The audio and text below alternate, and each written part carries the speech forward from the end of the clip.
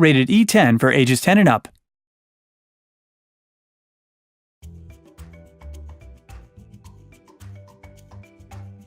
You know, there's really not been an adventure platform game like this in a long time. I think what we've done with it is try to keep all the elements people loved back then and bring in new elements too. So in Yooka-Laylee we've made sure that there's a whole set of player choice so that people can play the game really the way they want to play it. This really comfortable, take it at your own pace adventure game where there's always a fantastic, amazing, weird character to come and meet and do a challenge for. I love Trouser, mainly because I voiced him.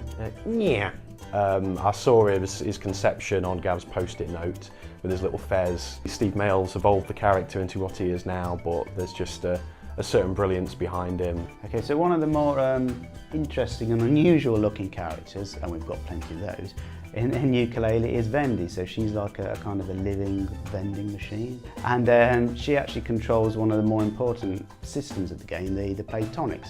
So these are unlockable gameplay modifiers where the players can fine-tune the gameplay. So yeah, it's all about empowering the players to play in their particular style. So everybody's experience of Yooka-Laylee should be a little bit different. I mean, when we begin a level, we're given a very simple design brief, and you know, in my case, I simply had make a nice level D. Straight off the blocks making this, there wasn't really a plan in place, it just developed. And so, you know, making the ice level, it goes, you know, from stage to stage to stage, you're throwing things in and all of a sudden there's that eureka moment and you think, wouldn't this be cool? This is how we could expand this. I mean, I can't go further because as it stands, it's an area we've not talked about yet, so we will let the players discover that themselves.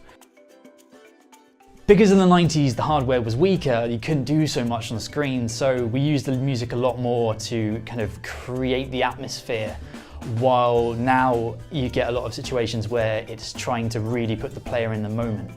But with Yooka-Laylee, I think we've gone back to that kind of old school form where we're trying to really encapture the feel of the world in the music. I think what people should expect if they've played games that we've made in the past, they're going to feel initially very familiar. It's going to be like a case of wearing an old pair of shoes or an old pair of gloves, and everything's going to just fit and feel right.